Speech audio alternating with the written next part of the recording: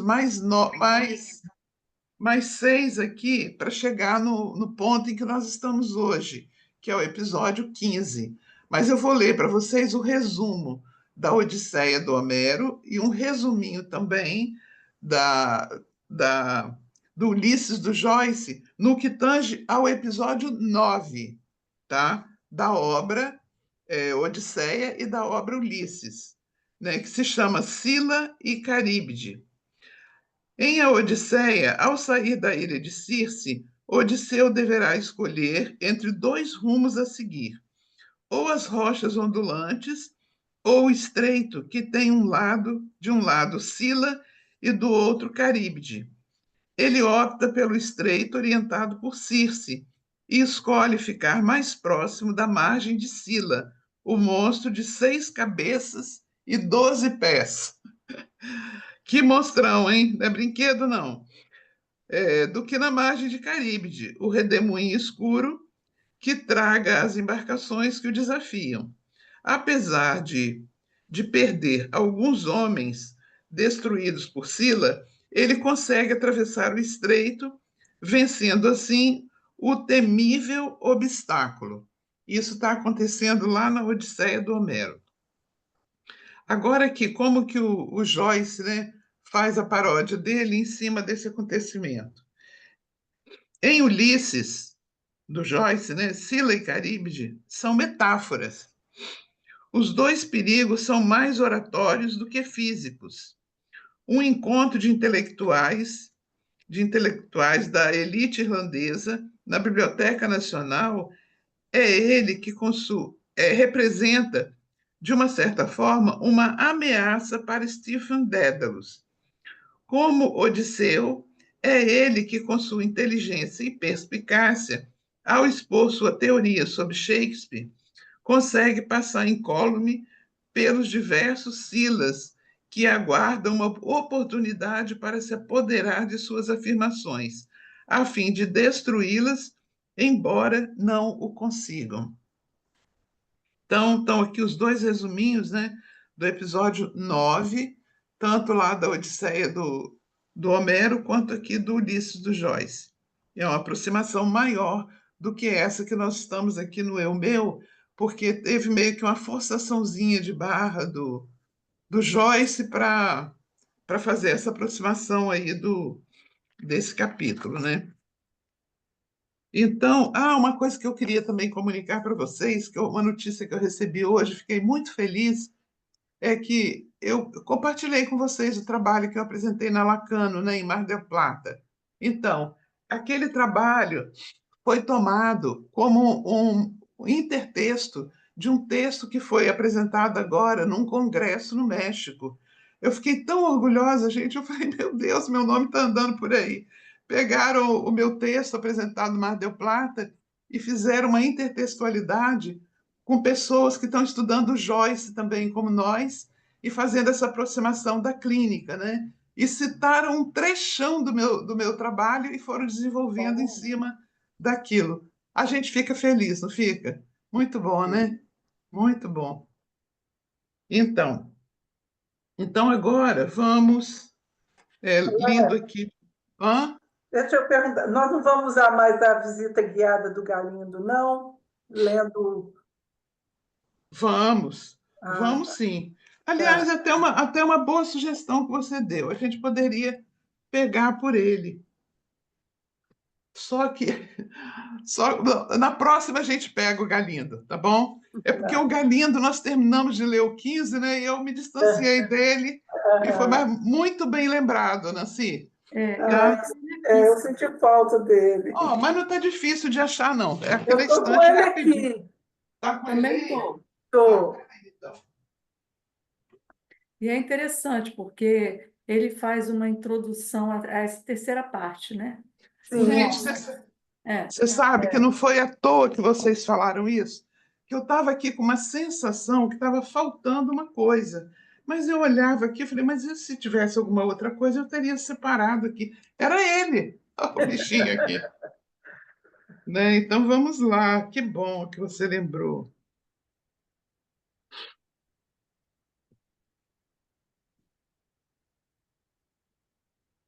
É. Aqui tem um trechinho no Galindo, né, que ele fala Nostos e faz uma abertura aqui. Deixa eu ler aqui para ver o que ele está falando aqui nesse Nostos, que é o que antecede Nostos, o eu meu, é o né? nostos, Nostos, porque o nostos. nostos significa volta para casa no grego. Então, Ah, assim, a sim. primeira parte é a telemaquia, que é o telêmaco, né? Ah, é a Essa parte do terceira. meio é a Odisseia propriamente dita, essa que a gente acabou de ler. E essa Aham. agora é o Essa aqui é a Nostos, é a volta terceira. do Odisseu É para a volta, Ítaca. a É, volta para casa. é. As Então, aventuras na volta para casa, né? nesse trechinho aí, ele faz uma introdução desses 3 capítulos finais. Uhum, tá.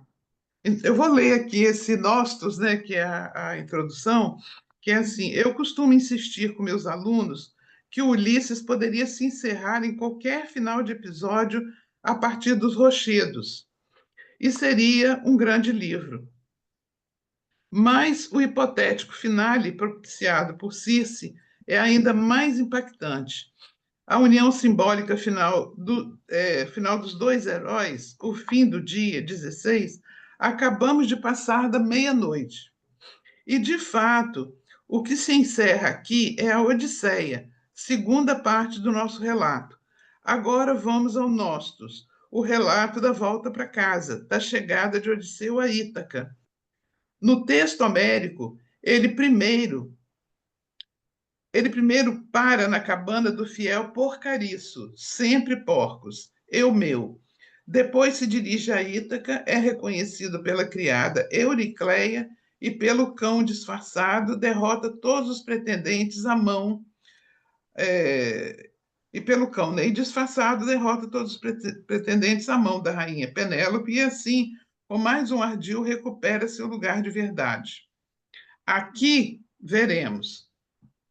Uma primeira coisa interessante é que o mesmo livro que soube engolir horas inteiras entre episódios adjacentes, agora, quando se trata da fronteira entre uma parte do livro e outra, faz uma emenda. O meu começa no segundo seguinte do fim de Circe, mas com uma linguagem que vem de um outro mundo. Então, esse resuminho aqui que ele faz, né, do que vem pela frente. Agora eu vou começar a ler um pouco aqui do resumo do Eu Meu, né? Ele está bem detalhadinho aqui, são várias páginas. A gente vai lendo aos pouquinhos. Então, Joyce chamou o estilo deste episódio de narrativa senil. O que nos interessa diretamente no seguir da nossa dança das horas é que estão todos, inclusive o livro, muito cansados. E a gente um pouco também, né? Ainda bem que vem aí o final do ano, a gente vai ter um bom recesso.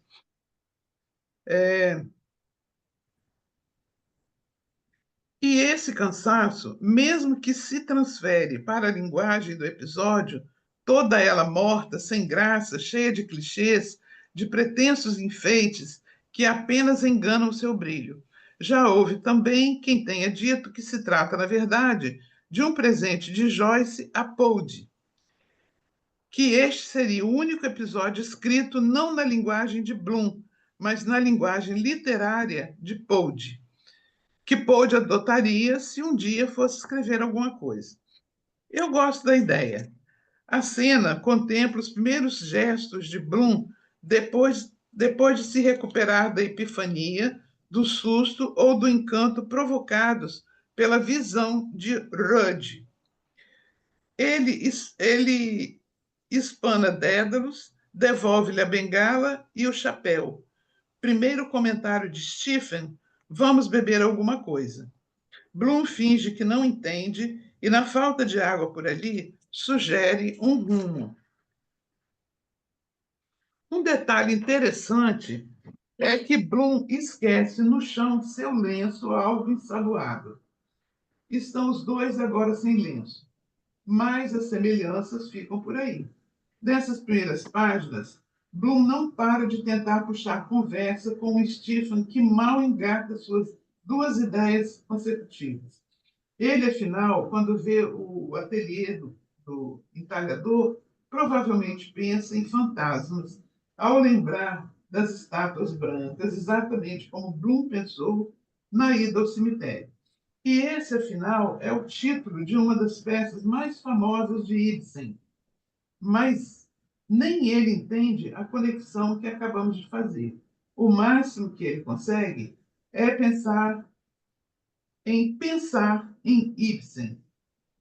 O final desse parágrafo, quase um ensaio de slogans baratos, depõe em favor da ideia de que é Bloom quem anuncia essas linhas. O mesmo Bloom que, asquerosamente sóbrio, arrisca uns conselhos paternos.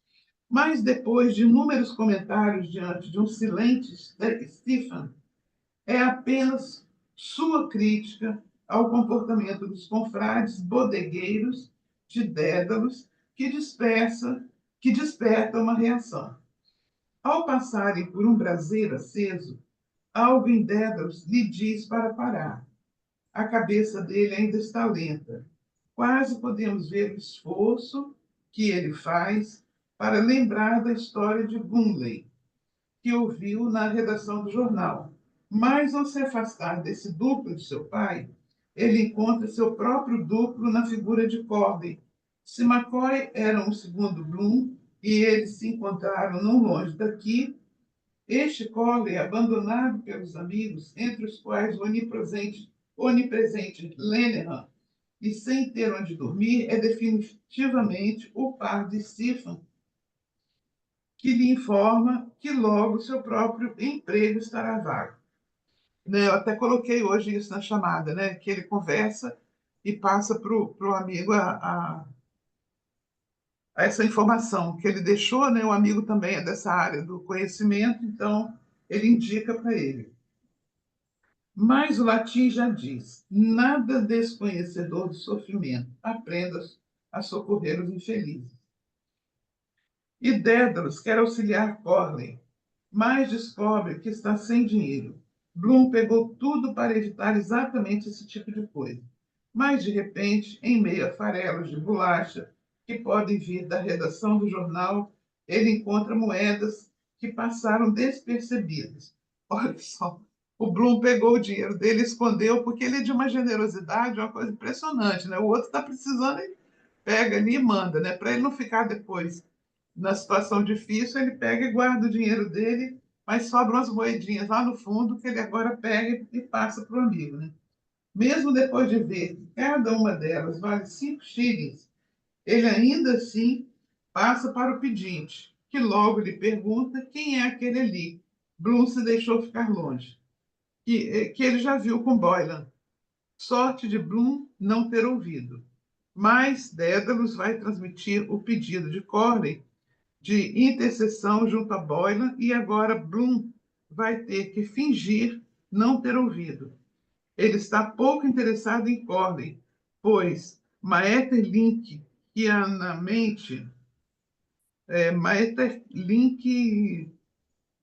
Linkianamente e acha que cada um recebe a paga que lhe cabe.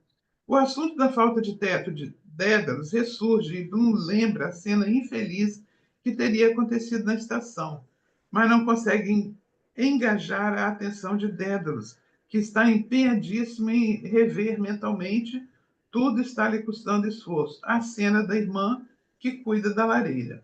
Depois de supor algo exageradamente que Stephen pode ter sido dopado pelos amigos, Bloom chega à conclusão que Stephen gostaria de endossar. Foi inveja. Eles logo passam por um carrinho de sorvete, como no princípio de Circe, afinal pode ser o mesmo carrinho. A conversa que entreouvem e que Bloom achará inspiradoramente lírica por causa do som da língua seria: puta que pariu, ele que dê a grana pra gente. Não estou certo? Arrombado? Espera aí, vamos ver. Mas, meio soberano, isso é o que ele diz. Que porco! Ele é aquela corja da família dele. Bloom, enquanto isso, sugere que Dédalus coma. Aliás, será que ele falou mesmo daquele jeito? Ou imaginamos que a representação é estilizada, já que agora entraram no abrigo que ficava aberto a noite toda, para atender os cocheiros da praça? E ele, com sangue frio, se mistura à turba multa e percebe um ruivo beberrão que ainda dará o que falar. Mas ele quer mesmo é saber da autoridade de Dédalus, a pronúncia daquele vólio, que afinal não existe na área de Dom Giovanni. Eu vou ler só até o inicinho ali, né? Sua demonstração de amor pela italiana é tocadamente patética. Primeiro solta bela poetria, que só poderia vir de um falante de inglês, onde poesia é poetry. E depois utiliza sua forma verbal preferida para dizer quero uma bela mulher. Mas não podemos esquecer que bela dona é um veneno. O tema do suicídio, tá? Então vou parar por aqui e a gente retoma daqui na próxima, que vai ser no dia, hoje é 18, 25, né? 25, né? 25/11. Uhum. Vou colocar uma Antes de você começar, vocês já começaram a leitura desse capítulo, né? Semana passada. Já Foi. começamos. Então, eu não sei se vocês notaram esse título aqui, o Eu Meu. Tudo bem, é o porqueiro lá Isso. É o mas guardador de porcos. de porcos, é. Mas é engraçado como nesse nome, Eu Meu, tem o duplo, né? Tem o duplo, Uhum. tem essa insistência, né? Então, é eu, meu. E ele fala, o Galindo estava falando aqui agora, né? Você acabou de ler, do Corley, que aparece como um duplo Do do Dédalo. próprio Bloom, ou do Steven. Do Agora eu me Steve. perdi, acho que é do Do Steve. Steven. É, É do o Steve. Corley que aparece como um duplo do Quando Steven. Steve, Então, parece que nesse capítulo é cheio desses pleonasmos, quase como se fosse, né? A história da Aham. duplicidade. E o nome do capítulo é interessante, né? Eu meu. Eu queria saber no grego como é que, se isso soa com a mesma, se tem essa mesma Aham. Você tem coisa, essa sonorização, né, não, se Adriana? tem a mesma o coisa mesmo A do sentido, homofonia. né? O mesmo sentido. o Eu, sentido da meu. duplicidade, né? Aham. Porque essa palavra é assim lá, né? É É o assim lá. meu. É É. assim lá. O Aham. importante é a gente saber se em grego tem também, quando a gente escuta essa sensação da duplicidade. Mas é mais do que a coisa da escuta, Celeste, que eu estou falando, é a coisa do sentido mesmo. Porque eu e Sim, meu são é a coisas que mesma coisa. voltam de novo para a Para o própria pessoa, próprio, para a entendeu? própria Então, pessoa. assim, mais do que Aham, o som, né, é o sentido mesmo. aham. O que a psicanálise procura nas obras, né, nos discursos é a desconstrução do sentido, né? Que é o que o Joyce também faz com a Odisseia, né? Aham. Mas é interessante saber se em grego teria o mesmo sentido, né? Busca a desconstrução do sentido, mas o interessante é que volta e meia eu vejo você e outras psicanalistas que eu conheço voltando no que diz a palavra, no sentido da palavra para sair desse sentido, entendeu? Então, assim, se busca a desconstrução do sentido, não fica só na homofonia, porque sempre se busca saber o que está contido naquela palavra, entendeu?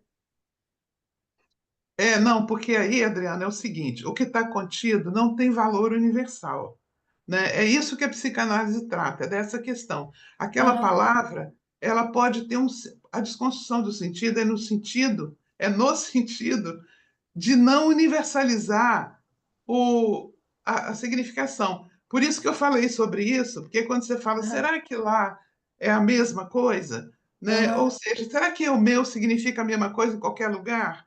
Né? E na aham. desconstrução do sentido, aqui pode ser uma coisa, lá pode ser outra, colar pode ser outra. Né? Então, Agora veja nesse que sentido, a gente busca um sentido que vale para aquela pessoa que está dizendo aquela palavra. Não é assim que Tudo funciona bem. na clínica, dona Alice?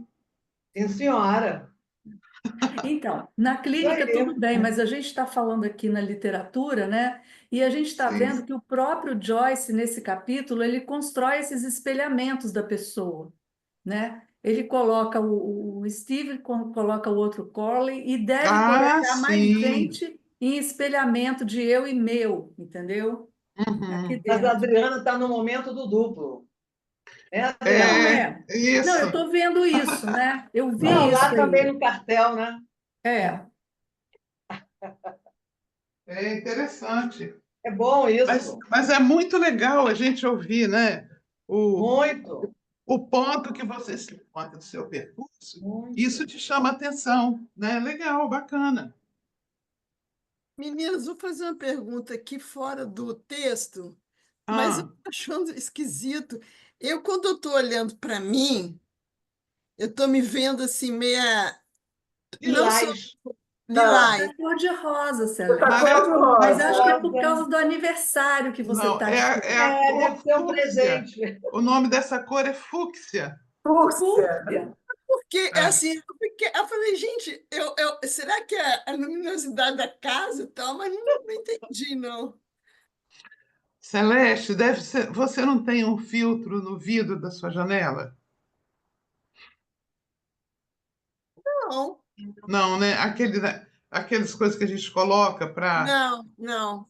Está É aquele parecendo mais negócio. um filtro do próprio É, programa aqui. é um filtro, com certeza, né? Que É, filtrou a imagem para essa cor. A gente vê, mas achei até que nem era o computador tem filtro, nem a janela tem isso filme, né, que você está falando, isso né? filme. Eu pensei no isso Tem não, filme. tem não. Não sei que entendi, não, mas ficou. Tá bom, deixa eu Tudo bem, É, assim. você aniversariante podia todo girar dia. o botãozinho da Esses claridade. gente, desculpa. Esses dias aconteceu aqui na televisão da escola. A gente precisou sair, desligar e voltar. É algum bug do próprio Zoom. Ah, tá bom. Ah, aí, Celeste, faz isso. Entra. Obrigada, Fernanda. Deixa eu lilás mesmo, fúsquia, deixa É, assim, tudo bem. tudo Fúcsia, bem. não, fúcsia. É a palavra difícil de Fúcsia. falar, fúcsia. É. Eu Então achei tá. aqui um dicionário de termos do grego, da mitologia. Se interessar, eu posso ler o que ele diz aqui do eu Ah, meu. então, com certeza, Claro. É. interessa. Eu meu, nome do porqueiro de Odisseu, que lhe tinha permanecido fiel pelos 20 anos de sua ausência de Ítaca. Trata-se de um composto, eu vou ler eu, mas eu não sei se é assim que lê, que significa bem, e do verbo, que é o outro resto da palavra, que está escrito no alfabeto das letras gregas mesmo, né? Então é eu, bem, e o verbo que significa procurar, tocar ou alcançar, que seria utilizado aqui no sentido de aspirar a algo. Então, alguém, um tal de Carnot, interpreta o nome como sendo aquele que maneja, aquele que se arranja bem. O eu meu, né? É, É o meu. Aquele que maneja, aquele que se vira, isso. né? Eu, Aham, obrigada, eu tenho, Adriana. eu tenho também um dicionário aqui de grego, português, português, grego. Depois eu vou pesquisar. Depois eu Uhum. Beleza. coloco. Esse É aqui porque chama.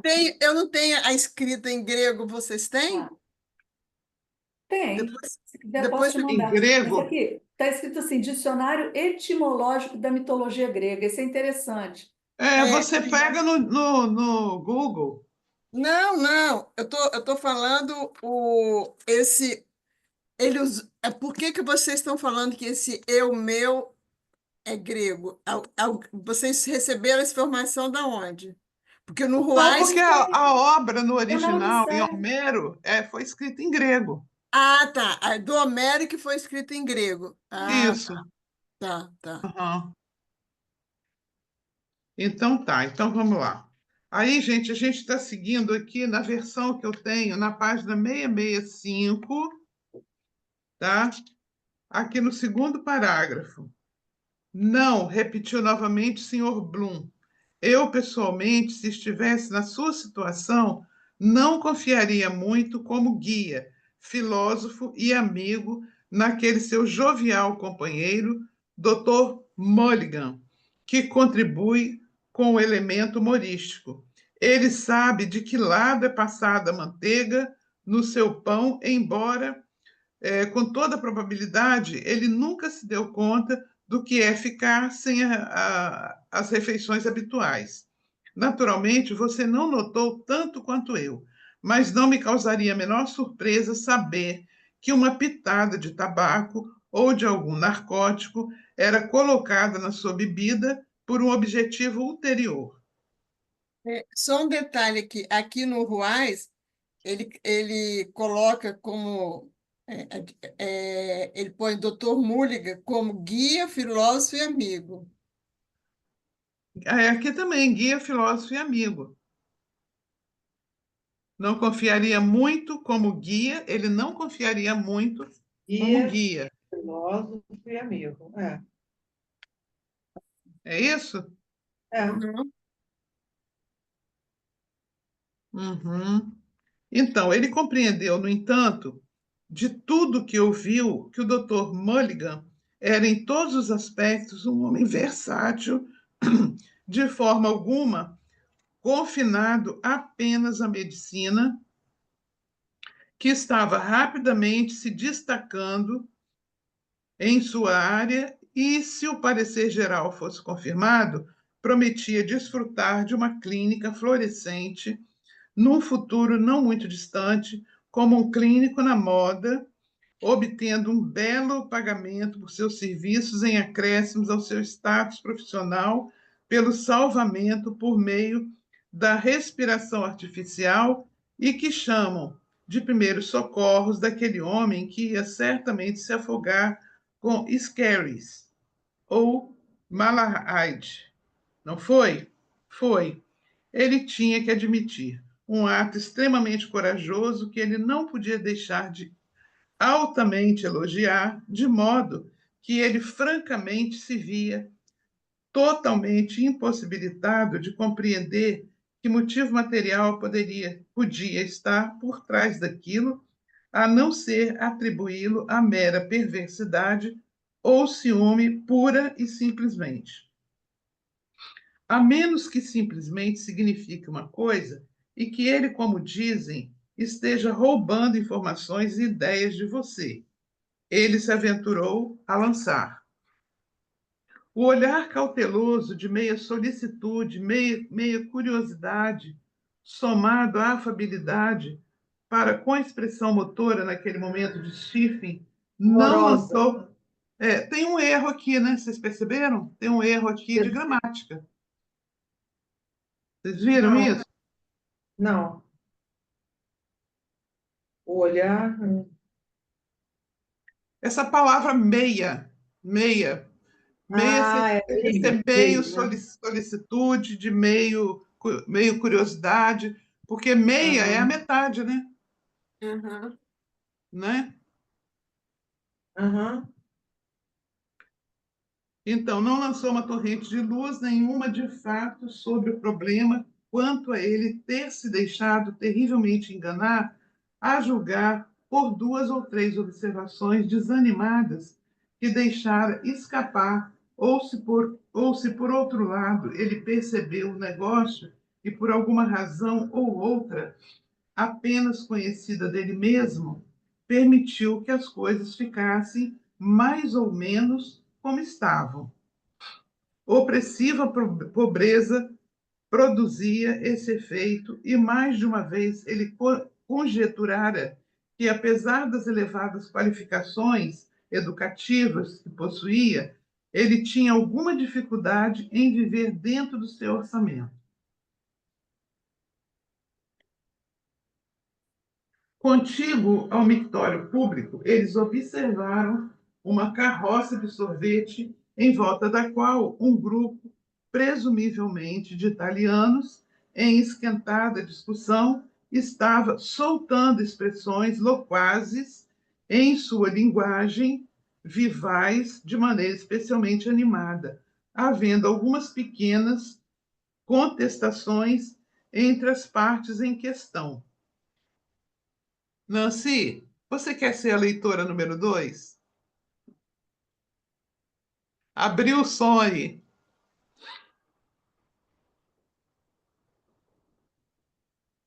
Ah, tem que Abre o abrir o som. microfone. Começa agora, Celeste? Sim, vamos lá? Vocês Eu... vão me desculpando, porque eu não falo nenhuma palavra em língua nenhuma, no ser português. Tudo bem. Madonna, Ceti, Dia e Quattrini, Roragione, Culo Roto. Aham. Entendeu o que você leu? Mais ou menos. Mais ou Pois, menos. pois é uma besteirada, né? Depois a É gente uma vai ter a besteirada. nota. Depois a gente vai ter a nota. Então vai. Entender melhor esse mesmo sofrano pio, disse Luitero, meso, farabuto mortatitui, mascolta cinquilatesta pio. O senhor Bloom... Ah, não, é só isso que eu falo, né? Agora, Não, não, não pode seguir uma página e meia aí. Lê um trechão aí, né? Porque tá, agora nós estamos fazendo assim, cada um leitor vai passando para o outro, porque não tem mais aquilo de ter o personagem e tal, né? o senhor Bloom e Steve entraram no abrigo do cocheiro, uma construção despretensiosa de madeira, onde antes daquele momento ele raramente, se é que jamais estivera antes. O primeiro tendo previamente sussurrado para o segundo algumas indicações acerca do encarregado do abrigo, que se dizia ter sido outrora famoso pele de cabra Fitzharris, o invencível, embora ele não pudesse garantir a realidade dos fatos, dos quais não havia, possivelmente, nenhum vestígio de verdade. Alguns minutos depois, estavam nossos dois noctâmbulos sentados com toda a segurança num canto discreto, para serem saudados apenas por uma coleção decididamente variada de párias e desgarrados e outros indescritíveis espécimes do gênero Homo, já ali ocupados em comer e beber, diversificados pela conversa, para os quais, aparentemente, constituíam um objeto de marcante curiosidade. Agora, tomando uma xícara de café, aventurou-se o Sr. Bloom a plausivelmente sugerir para quebrar o gelo. Me ocorre que você poderia tentar alguma coisa sob a forma de uma comida sólida. Digamos, um pãozinho de algum tipo. Consequentemente, seu primeiro gesto foi pedir tranquilamente estes artigos com seu característico sang-froid. O Roy Poló de cocheiros ou estivadores, ou o que quer que fossem, depois de uma rápida inspeção, desviaram seus olhos, aparentemente descontentes, embora um indivíduo beberrão de barba ruiva, com parte de seu cabelo grisalho, provavelmente o marinheiro, continuasse a fixá-los por um tempo apreciável antes de transferir sua elevada atenção para o chão. O Sr. Bloom, dando-se o direito de liberdade de expressão, tendo apenas um conhecimento superficial da língua da disputa, embora certamente mais uma dúvida sobre Vogel do que outra coisa, observou para o seu protegê, num tom de voz audível, apropos da batalha real na rua, que continuava a rolar forte e furiosa. Uma bela língua, quero dizer, para ser cantada, porque você não escreve sua poesia nessa língua? Bela poetria. É tão melodiosa e cheia, belladonna, Vogel. Stephen, que estava tentando desesperadamente bocejar, se o conseguisse, vítima de um cansaço generalizado, replicou: para encher o ouvido de uma elefanta, eles estavam discutindo sobre dinheiro. É mesmo? Perguntou o Sr. Bloom. Naturalmente, acrescentou pensativamente, como uma reflexão interior, para começo de conversa sobre haver mais línguas do que o absolutamente necessário. Podia ser apenas a magia meridional que a cercava. O encarregado do abrigo, no meio do tete-a-tete, colocou sobre a mesa uma xícara fervente e transbordante de um preparado primoroso denominado café e um tanto antediluviano espécime de pãozinho doce, ou o que assim parecia ser. Depois disso, bateu em retirada para o seu canto, estando o Sr. Bloom determinado a dar uma boa olhada nele mais tarde, sem parecer que. Por essa razão, ele encorajou Stephen com os olhos a prosseguir enquanto ele fazia as honras da casa, empurrando furtivamente e gradativamente mais para perto dele a xícara do que temporariamente se supunha ser chamado café. Sons são embustes como os nomes, disse Stephen, após uma pausa de algum tempo. Cícero, Podmore, Napoleão, Sr. Cordubore, Jesus, Sr. Dolly, Shakespeare eram tão comuns quanto Murphys. O que existe no nome? Sim, certamente, concordou o Sr. Bloom impassivelmente. Naturalmente. Nosso nome foi mudado também, acrescentou, empurrando o pseudo-pãozinho para a frente.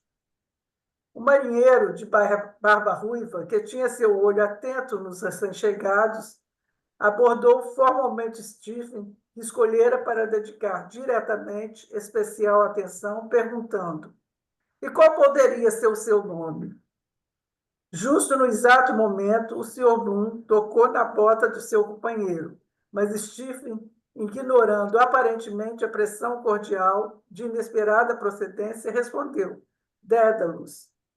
O marinheiro fitou pesadamente, com um par de olhos empapuçados e sonolentos, um tanto Ô, Nancy, deixa porque aqui nós já temos 2 páginas aqui lidas, deixa eu ler aqui as traduções, né? Aquela parte que você leu também no italiano, e aí a gente então pede para uma outra pessoa retomar a leitura, tá?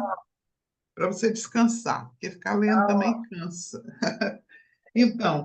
Então, aqui na página 666, né, para quem está com o livro da Bernardina, tem essa fala, né?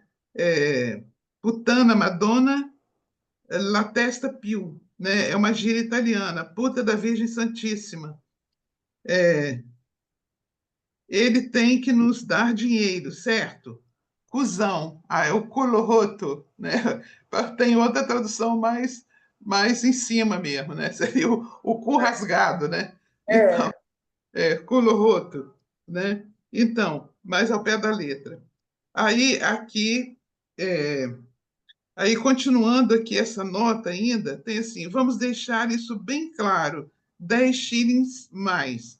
Então, é isso que ele diz, mais, metade. É a tradução, né, daquele trecho. Ladrão, seus mortos nojentos, mas olha, 5 mais por cabeça.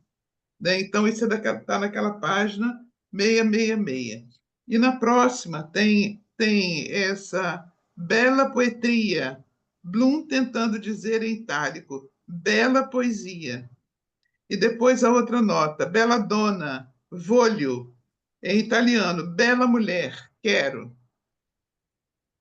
Né? Aí a gente vem agora para essa próxima página. Que O alguém Galindo, gostaria. quando fala do Belladonna, lá, que você acabou de ler, ele fala Aham. também de uma substância entorpecente, né? Teria Isso, duplo sentido aham, aqui. isso. Tem uma planta, Adriana, que chama É. belladonna. Uhum. É uma planta que é calmante, que é anti-inflamatória, Aham. né? É um anti. É uma planta, né, que ela deixa os olhos com midríase, né, a pupila dilatada, e aí por isso que a mulher fica mais bonita, fica uma bela dona. Interessante. Legal, E bacana, quando ele fala obrigada, do sim. Bólio aqui, ele tá falando daquela área de ópera lá do início, lá te darem la mano, que não tem o vólio, mas tem o vorrei, mas ele botou na cabeça que é o vólio. Então, isso continua na cabeça dele, né? Aham, Aqui no capítulo anterior, no parágrafo anterior, depois de tomemos uma xícara de café, no outro parágrafo, conforme seu primeiro ato, foi com característica, aqui o Ruais ele colocou sangue Freud, Sangue Freud, que são duas sangue, tracinho, Sangue froar, sangue froar. É Froid, sangue frio. Sangue Frio. sangue frio. Aham, é Ele não francês. traduziu, mas a Bernardina também não traduziu, ela deixou assim. É, Aham. E Tem Roy, umas expressões. e os Roy Poloi, sei lá. Ela também deixou assim aqui. é. Uhum, Agora, isso aí, é. hoi polloi, sim, é também do grego, significa os muitos. Aham. Muito bem, meninas. Então aí você foi até o justo no exato momento, Nancy? Eu acho melhor. Eu fui até Dédalus. Eu Débora, tá. tinha que começar no marinheiro aí, Tá, o marinheiro. depois de Dédalus. Tá. Quem pode? Alice Marques, você pode ler um Bem, pouquinho? vamos lá. O marinheiro fitou pesadamente, com um ar de olhos empapuçados e sonolentos, um tanto estropiado pelo uso excessivo de bebida, de preferência um bom velho gin, Hollands e água. Você conhece Simão Dédalus? Perguntou finalmente. Ouvi falar nele, retorquiu Stephen. O Sr. Bloom ficou por um momento sem saber o que fazer, vendo os outros, evidentemente, também escutando às escondidas. Ele é irlandês, afirmou atrevidamente o homem do mar, continuando a fitar do mesmo modo e aprovando com a cabeça. Todo irlandês. Todo irlandês demais, retorquiu Stephen. Quanto ao Sr. Bloom, ele não podia entender aquele negócio todo e só se perguntava qual a possível relação quando o marinheiro, por sua própria conta, se voltou para os outros ocupantes do abrigo com a observação. Eu o vi acertar com um tiro por cima do ombro em 2 ovos sobre 2 garrafas, a 50 jardas de distância, com a mão esquerda sem errar. Embora ele estivesse ligeiramente tolhido por uma gagueira ocasional, e seus gestos também fossem, por assim dizer, desajeitados, ele se esforçou ao máximo para explicar. Garrafas ali, digamos, medidas 50 jardas, ovos sobre as garrafas. Engatilha sua arma sobre seu ombro. Faz pontaria. Ele deu meia volta com o corpo, fechou o olho direito completamente. Então, contorceu a fisionomia de uma certa forma para o lado e dardejou o olhar pela noite adentro com uma expressão desembichada no semblante. Pum! Ele então gritou uma vez. Todo o público esperou, antecipando uma detonação adicional, faltando ainda um outro ovo. Pum! Errou 2 vezes. O ovo 2, evidentemente destruído, ele aprovou com a cabeça e piscou, acrescentando, sedento de sangue.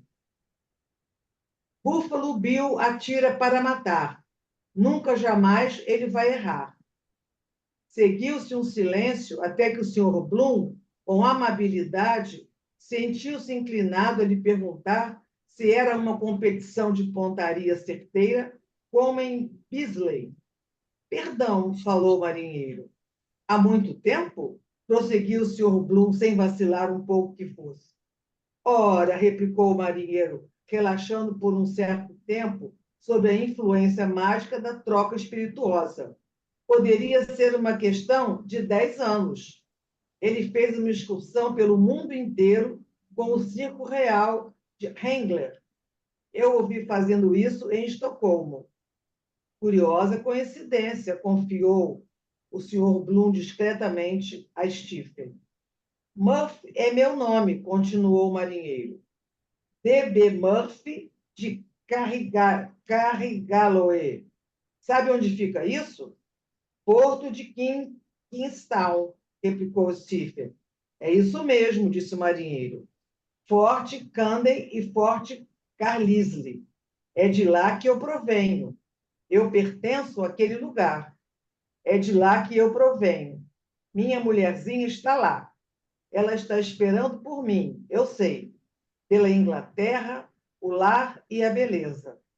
Ela é minha própria e verdadeira mulher que eu não vejo há 7 anos navegando por aí.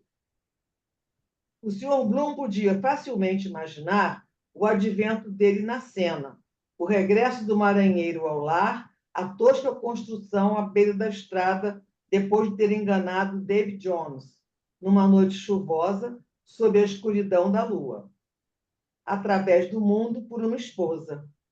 Havia um número bem grande de histórias sobre o assunto. O tópico Alice Benbolt, Enoch Arden e Rip Van Winklen. E será que alguém por aqui se lembra de Quack? Olha, era uma peça de declamação preferida e muito dolorosa por falar nisso do pobre John Casey, e um trecho de poesia perfeita em sua própria forma modesta. Nunca sobre a volta da mulher que foge voltando, por mais que seja devotada ao ausente. O rosto na janela. Calcule seu espanto quando finalmente ganhou a corrida e a terrível verdade despontou acerca de sua cara metade naufragada em seu afeto. Você mal contava comigo, mas eu vim para ficar, para recomeçar. Ali está ela sentada, uma mulher longe do marido, na mesmíssima lareira.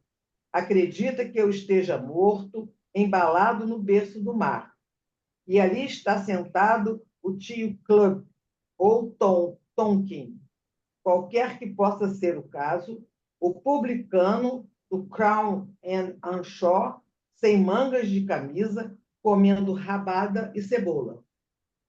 Aí agora eu vou ler as notinhas dessas Ok. 2 páginas, tá? 668, aqui 50 jardas, né? O equivalente seria 46 metros, ou seja, 46 metros de distância ele tinha que acertar no ovo em cima da garrafa, né? E a outra é Buffalo Bill atira para matar. Buffalo Bill William Frederick Cody, famoso desbravador e atirador, fundador do Buffalo Bills Wild West Show. E ainda aqui tem o Enoch Arden, poema de Tennyson. Tá? São essas as notas. Aí, quem gostaria de continuar? Nenhuma cadeira para o pai. Brum! Gabriela, você pode?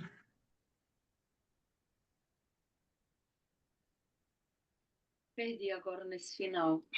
Tomoe, tu pode ler, Tomoe? Então, bom, posso ler, Celeste? Pode, com Então, certeza. tá bom, então vamos lá. Nenhuma cadeira para o pai. Bru, o vento, seu recém-chegado novo, em folha está sobre os joelhos dela. Filho post-mortem. Com tralalá e um tralalá e o meu choroso bronzeado galopante. Oh, rendo-me ao inevitável. Sorriu e o suportou. Permaneço com muito amor, seu marido de coração partido, D.B. Murphy. O marinheiro, que dificilmente parecia ser um habitante de Dublin, voltou-se para um dos cocheiros com o pedido. Será que, por acaso, você tem sobrando um pedaço de tabaco para mascar que possa me ceder? Aconteceu que o cocheiro, a quem ele se dirigiu, não tinha, mas o encarregado pegou um pequeno cone de maço de fumo de sua boca jaqueta pendurada no prego e o objeto desejado passou de mão em mão. Obrigado, disse o marinheiro. Ele depositou o pedaço em sua goela e, mastigando e com algumas lentas galiches, prosseguiu. Nós chegamos essa manhã às 11 horas. Que é o Rosevin, de 3 mastros, vinha de Bridgewater, com um carregamento de tijolos. Eu embarquei para terminar. Acertaram as minhas contas essa tarde. Aqui está meu documento de baixa, vê? D.B. Murphy, sadio navegador.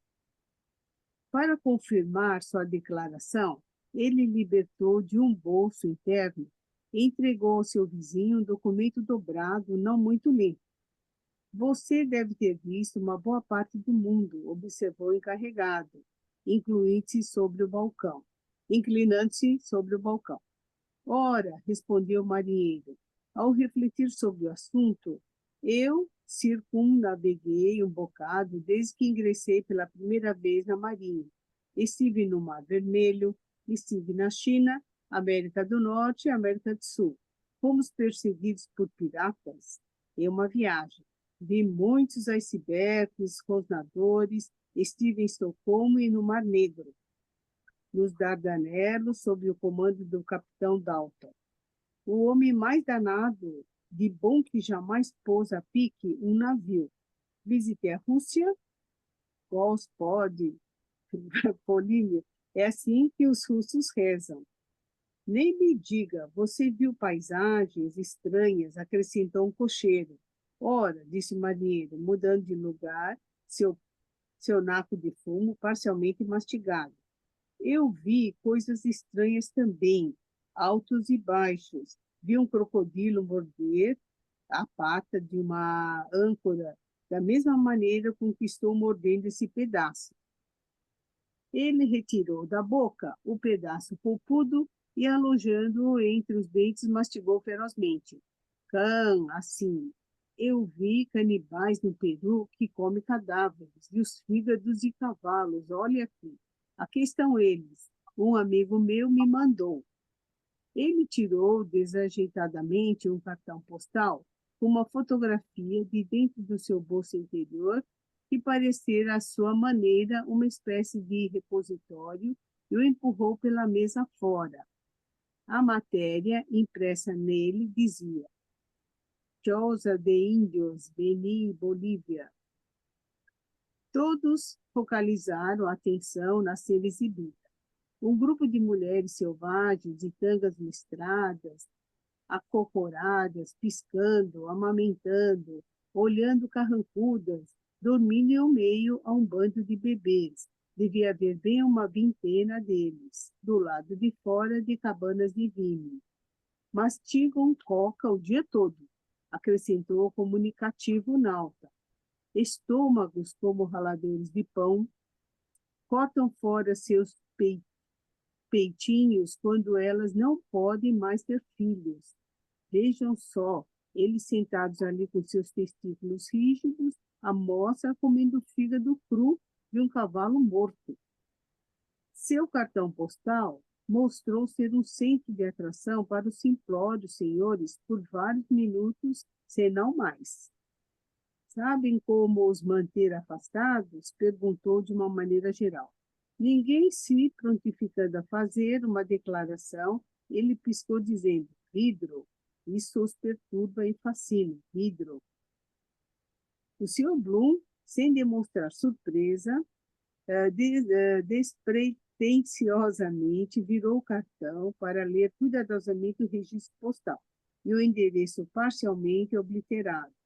Dizia o que se segue: tarjeta postal, senhor A. Boldim, Galeria Beste, Santiago, Chile. Não havia, evidentemente, mensagem alguma, como particularmente observou.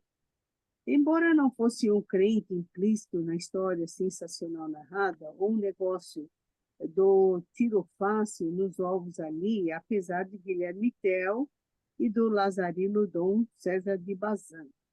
Incidente descrito em Maritana, em cuja ocasião a bola do primeiro passou através do chapéu do segundo, tendo detectado uma discrepância entre o nome dele, assumindo que ele fosse a pessoa que representava ser e não estar navegando sob falsas cores depois de ter mudado completamente de direção em estrito silêncio em algum lugar.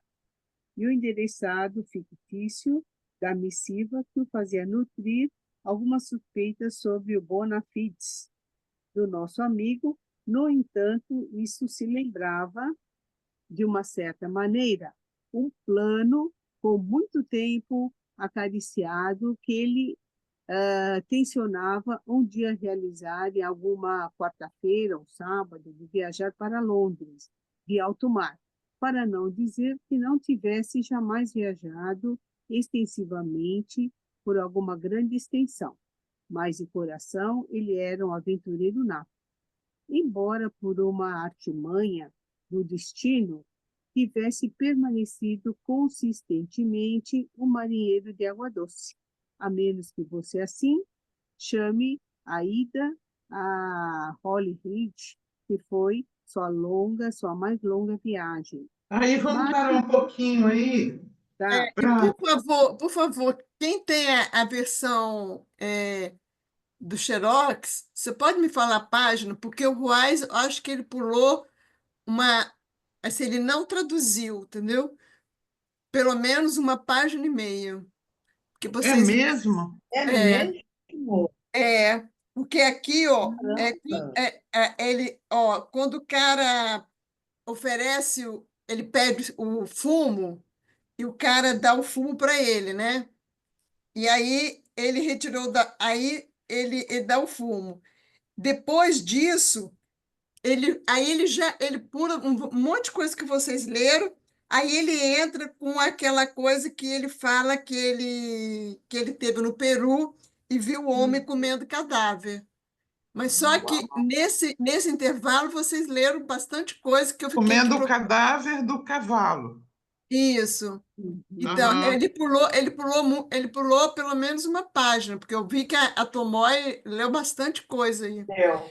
Página que você parou, Tomoy? Não, quem 602. tem a Xerox? A Nancy tem, Assim, Nancy, o som.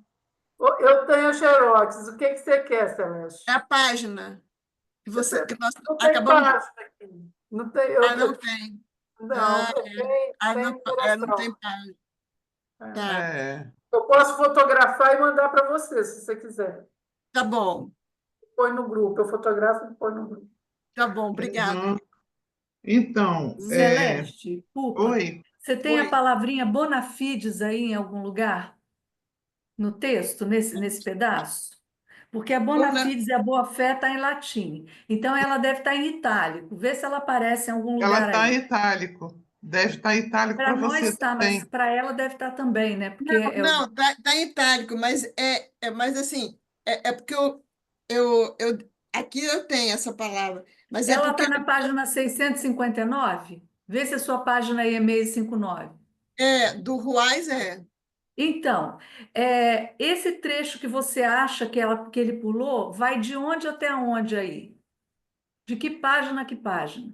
Olha, assim, você já, quando ele fala assim, ora, disse o marinheiro, deslocando o naco parcialmente mascado, vi coisas Já, esquisitas. Aqui é a sim, 658.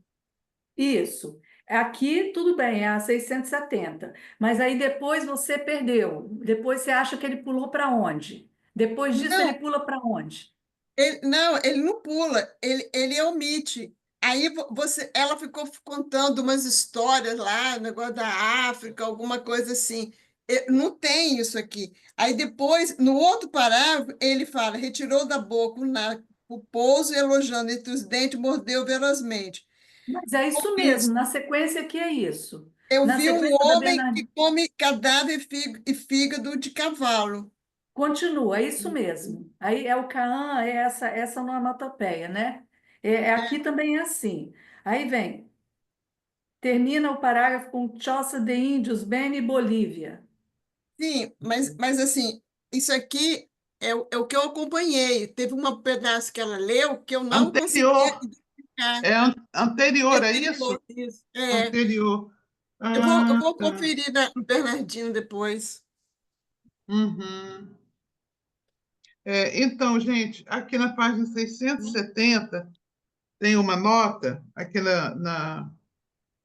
que é a tradução, né? Eles estão trazendo as traduções, isso está escrito em esloveno. Gospel de Pomlor significa Deus tenha piedade de você, nessa língua eslovena. Depois, na próxima página, tem Coisa de Índios. Está em espanhol, palhoça de índios, choça, ou seja, choça, né? Para nós seria choça de índios. Aqui está, palhoça de índios. 671, tarjeta postal, é cartão postal. E ainda tem mais essa aqui, Guilherme Tell, herói, esse que é lendário, né? É suíço, condenado à morte pelos austríacos. Oferecem-lhe a liberdade se ele acertar uma flecha em uma maçã colocada sobre a cabeça de seu filho, o que ele naturalmente consegue fazer. Né? Essa história é famosa, né? Mesmo quem não leu o livro sabe que aconteceu essa cena em um livro muito famoso. Então, Celeste, a gente pode te ajudar, Celeste? Mais alguma coisa? Não, eu procuro depois, eu procuro, eu vou procurar, tem esses monte de itálicos, fica fácil. Só que Aham. eu achei que, eu esqueci que a Xerox não tem número de páginas. Tá. Esse endereço. Eu vou continuar lendo, gente, só esse final aqui, para a gente parar num lugar onde tem uma distinção maior, que é o próximo parágrafo. Tá certo? Tá. Então, eu vou seguir daqui de onde vocês terminaram de ler, que é Martin Cunningham frequentemente dizia que ele ia providenciar um passe através de Egan, mas algum desgraçado impedimento ou outro eternamente surgia com o resultado claro de que o esquema fracassara.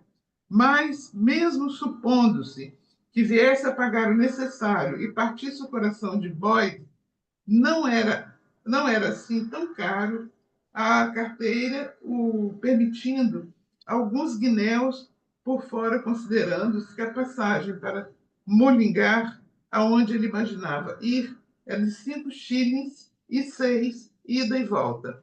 A viagem beneficiaria a saúde devido ao revigorante ozônio e seria, de toda forma, totalmente prazerosa, especialmente para um camarada cujo fígado estava fora de ordem, ver os diferentes lugares ao longo do caminho.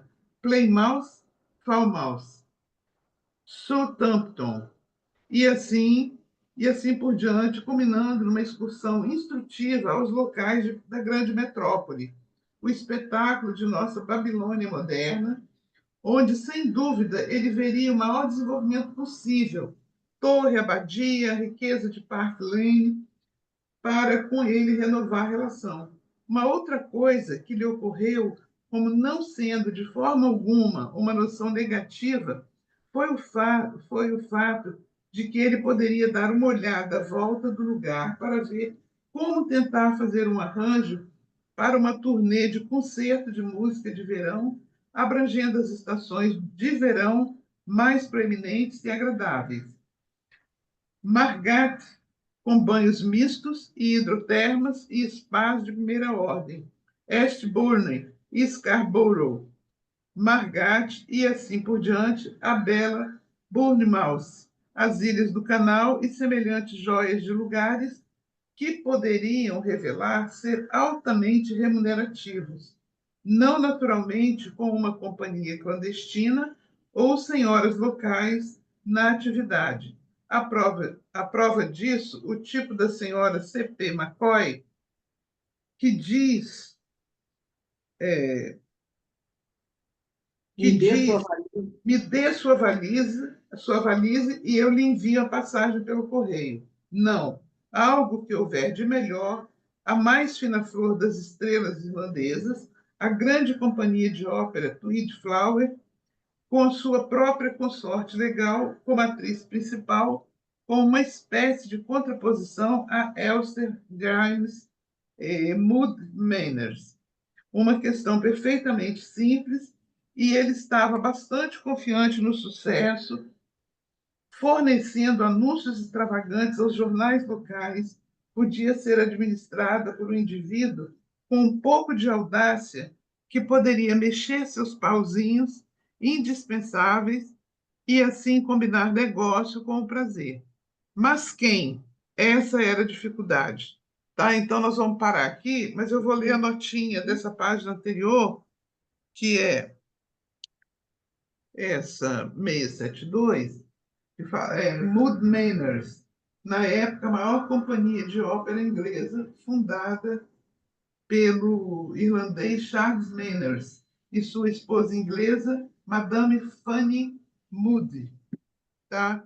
Então, assim, nós vamos marcar aqui para o próximo encontro, dia 25, e vai ser o nosso último encontro do ano também, do dia 25/11, porque depois a escola vai entrar de recesso e eu vou entrar um pouquinho antes de recesso, tá?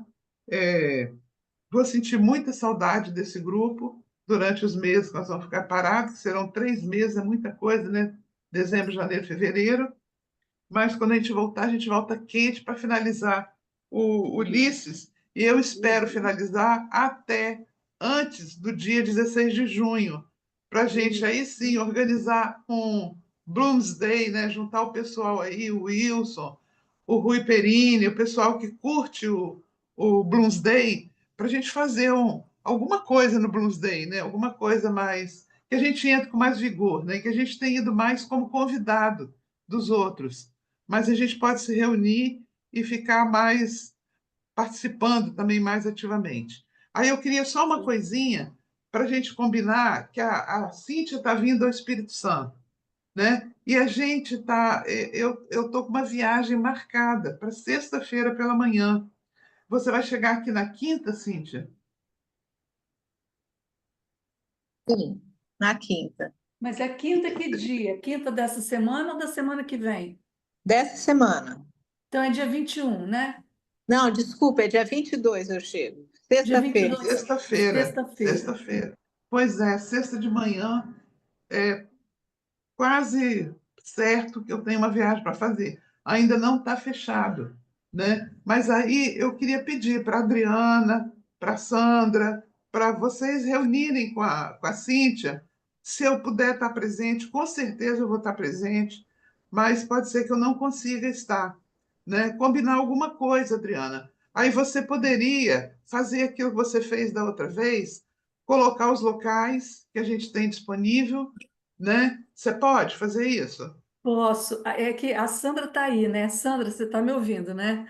A gente tinha até pensado em fazer um encontro essa semana, na sexta-feira de tardinha, não foi?